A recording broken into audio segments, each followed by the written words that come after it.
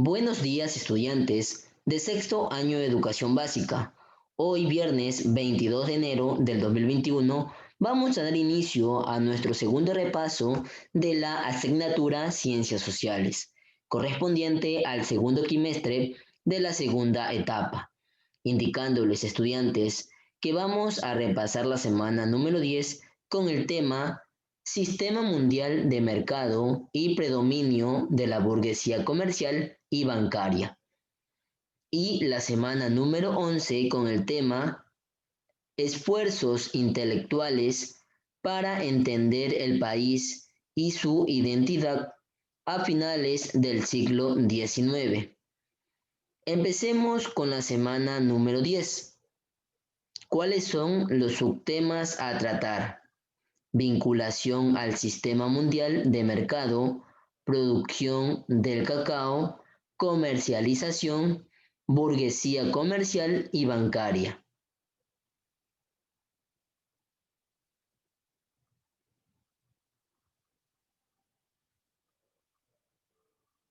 Vinculación al sistema mundial de mercado. Al hablar de un sistema mundial de mercado, se debe mencionar la relación entre Ecuador y las potencias capitalistas mundiales. El país, desde su creación, fue introduciéndose lentamente en una red de comercio con los países más poderosos del mundo, como Estados Unidos, Gran Bretaña, Francia y Alemania. Esta red se conoce como Sistema Mundial de Mercado. Está conformada por dos grupos de países como aquellos que tenían un importante desarrollo económico y que reciben el nombre de países industrializados, como Estados Unidos y Europa, y otro grupo de países como América Latina y algunos países de África y Asia que vende sus productos como materia prima para ser usados en las industrias.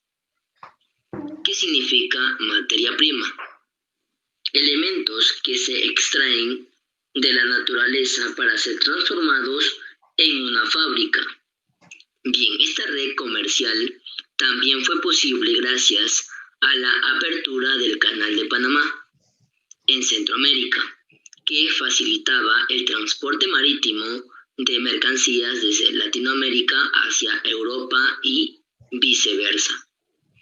Dentro de este sistema, el Ecuador ingresó como productor de cacao a finales del siglo XIX. Como podemos observar en el siguiente gráfico, trabajadores en una plantación de cacao de la familia Aspiazu en la costa a inicios del siglo XX.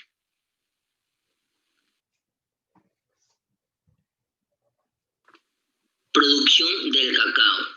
El proceso de producción del cacao o pepa de oro se realizaba en las haciendas de la costa, especialmente en Guayas, los ríos y el Oro. Las haciendas se ubican cerca de los ríos navegables para facilitar el transporte del producto. El cuidado de los cultivos no exigía demasiados trabajadores y estaba a cargo de los sembradores y jornaleros, que eran campesinos costeños y migrantes serranos. Cada uno cuidaba cerca de 1.000 arbustos que podían producir hasta 2.000 libras de cacao anuales. Una vez que el cacao había sido cosechado y secado, era almacenado para su transporte y comercialización. Como podemos observar en el siguiente gráfico, proceso de secado del cacao en una hacienda de la familia Seminario en la costa, entre 1901 y 1910.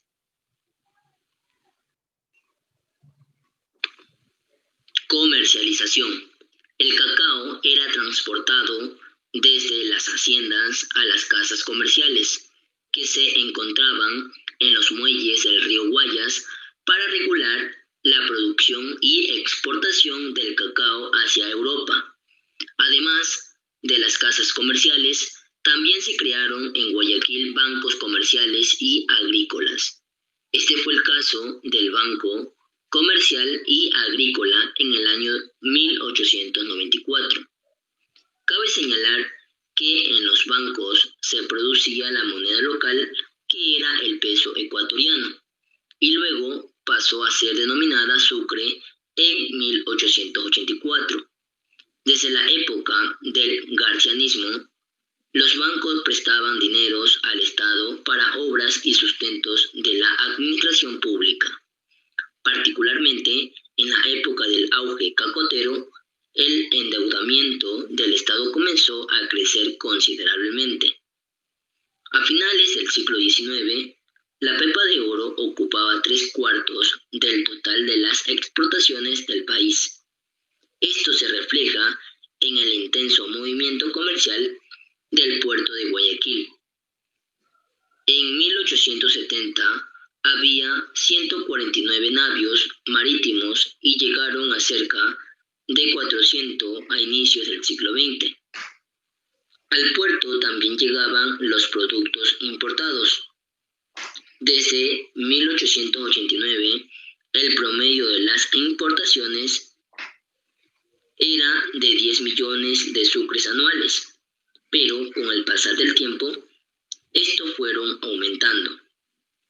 De 1900 a 1910, esta cantidad ascendió a 19 millones y en 1920 se incrementó a su nivel más alto, con cerca de 43 millones de sucres. Como podemos observar en el siguiente gráfico, una fotografía postal del Banco Comercial y Agrícola de Guayaquil en el año de 1900 y 1910. Burguesía comercial y bancaria. Los grandes terratenientes, comerciantes y banqueros, también conocidos como gran cacaos, conformaron una burguesía comercial y bancaria. Eran quienes controlaban el comercio y la producción cacotera, junto con un grupo menor de importadores. Cabe mencionar que Guayaquil, donde se concentraban estos grupos, era una ciudad pequeña y solo unas cuantas familias controlaban todo el poder de las haciendas y manejaban el negocio de las exportaciones e importaciones. Algunos de los apellidos más importantes eran los Aspiazu y Seminario. Bien, vamos a repasar la semana número 11 con el tema Esfuerzos intelectuales para entender el país y su identidad a finales del siglo XIX. ¿Cuáles son los subtemas a tratar? El papel de la literatura, el surgimiento de la historiografía ecuatoriana, la prensa y los medios, aportes a la ciencia, las artes a fines del siglo XIX.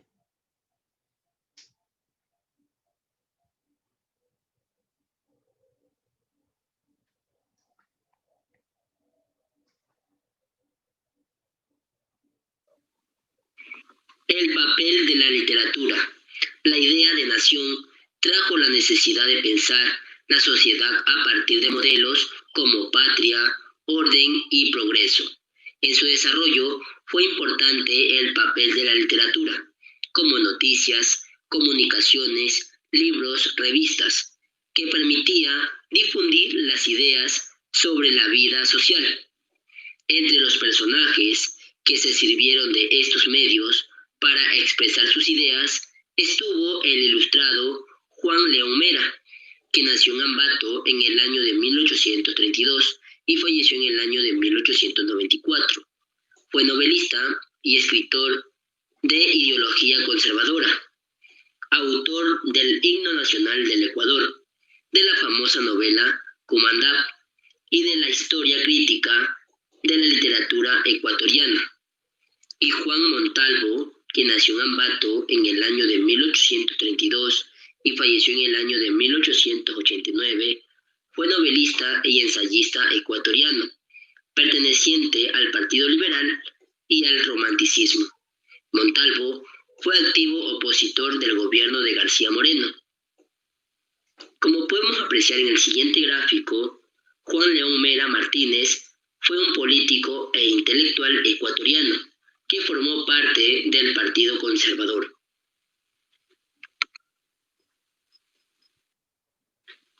El surgimiento de la historiografía ecuatoriana. En esta época se elaboraron las primeras obras que relatan la historia de nuestro país, entre ellas Resumen de Historia del Ecuador, escrito en 1870 por Pedro Fermín Ceballos, que nació en Ambato en el año de 1812 y falleció en el año de 1893, y la Historia General del Ecuador, escrita por Federico González Suárez, que nació en Quito en el año de 1844 y falleció en el año de 1917, quien fue arzobispo de Quito y opositor conservador de la dictadura de Veintimilla. González Suárez también descubrió varios sitios arqueológicos del país y fue el fundador de la Sociedad de Estudios Históricos Ecuatorianos en el año de 1909. Antes de estas obras sobre historiografía ecuatoriana, solo existieron los aportes del padre Juan de Velasco, con su Historia del Reino de Quito, escrita a finales del siglo XVIII. ¿Qué significa historiografía? Es la ciencia de escribir la historia. Bien, otro personaje que aportó a la historiografía del país fue Marieta de Veintimilla, que nació en Guayaquil en el año de 1858 y falleció en el año de 1907, cuyas obras, tanto políticas como literarias, la convirtieron en un símbolo del movimiento feminista del país, que surgió a inicios del siglo XX. En 1890 escribió Páginas del Ecuador, donde plasmó su versión de la historia republicana de la nación. Como podemos observar en el siguiente gráfico, tenemos al Monseñor Federico González Suárez. La prensa y los medios. A fines del siglo XIX, los grupos de intelectuales y pensadores del país fundaron varios periódicos y revistas.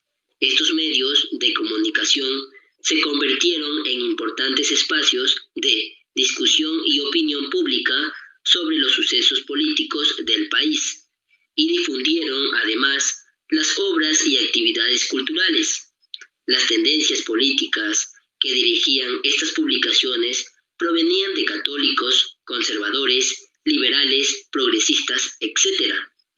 Algunos de los periódicos más difundidos de la época eran el Semanario Popular en Quito o el conocido El Tiempo en Guayaquil. Otros medios y espacios de reflexión en la época fueron la correspondencia, los círculos de lectura y las tertulias informales. ¿Qué significa tertulias? Reuniones de gente interesada en un tema para debatir o informarse. Aportes a la ciencia. En esta época también existieron varios avances en disciplinas científicas, como la geografía, geología y botánica. ¿Qué significa geología? Ciencia que estudia la superficie y capas del planeta Tierra. ¿Qué significa botánica? Ciencia que estudia las plantas. Así surgieron trabajos como el de Manuel Villavicencio y su obra Geografía del Ecuador, de la cual se derivó su Carta Geográfica de la República del Ecuador, uno de los primeros mapas del territorio nacional. Asimismo, se encuentran los aportes del alemán Theodor Gull, que nació en el año de 1841 y falleció en el año de 1924, que permaneció a la orden religiosa de la Compañía de Jesús. Gull fue un geólogo, geógrafo, botánico y explorador que llegó a Ecuador en el año de 1873, durante el gobierno de García Moreno, para ser profesor en la Escuela Politécnica Nacional de Quito. Wall se mantuvo en el país cerca de 20 años, tiempo en el que realizó estudios de plantas, animales, fósiles, minerales y grupos étnicos de las diferentes regiones. Publicó varias obras sobre sus viajes de investigación a las Islas Galápagos, Guayaquil y la región andina. Como podemos apreciar en el siguiente gráfico, tenemos el retrato de Manuel Villavicencio, que fue uno de los científicos más importantes del Ecuador en el siglo XIX. Las artes a fines del siglo XIX. En la arquitectura y artes plásticas, como pintura y escultura, surgió un interés en reproducir otras temáticas que reflejaran la identidad de las distintas regiones del país, es decir, sus paisajes cotidianos, costumbres y aspectos de la vida política. Un ejemplo de este cambio en el arte fue el trabajo del pintor Joaquín Pinto, que nació en Quito en el año de 1842 y falleció en el año de 1906, quien, si bien pintaba imágenes religiosas, fue el primero en retratar al indígena y la religiosidad producto de sus viajes a la sierra. También registró objetos arqueológicos al trabajar con González Suárez. Como podemos observar en la siguiente imagen, la fotografía del pintor quiteño Joaquín Pinto en sus últimos años de vida.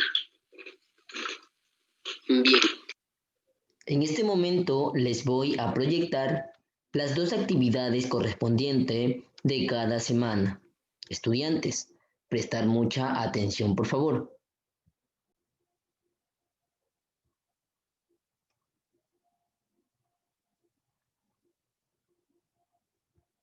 Semana número 10. Semana número 10. En el primer punto nos indica colorear lo que es correcto sobre vinculación al sistema mundial de mercado. En el punto número 2 nos indica encierra en un círculo la respuesta correcta según corresponda. Como usted se puede dar cuenta, tenemos dos ítems. En el tercer punto nos indica escriba B si es verdadero y F si es falso según corresponda. Como usted se puede dar cuenta, tenemos tres ítems de responder B si es verdadero o F si es falso. En el cuarto punto nos indica responda a las siguientes preguntas. Como usted se puede dar cuenta, tenemos dos preguntas. En el quinto punto nos indica investigar su significado de las siguientes palabras. En el sexto punto nos indica marca con una X el gráfico según corresponda a la frase. Esto es lo que corresponde de la semana número 10.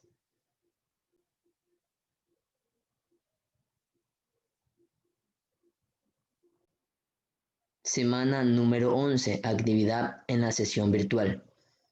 En el primer punto nos indica analiza la siguiente frase de Juan Montalvo, que habla sobre el papel de los jóvenes en la construcción de una nación.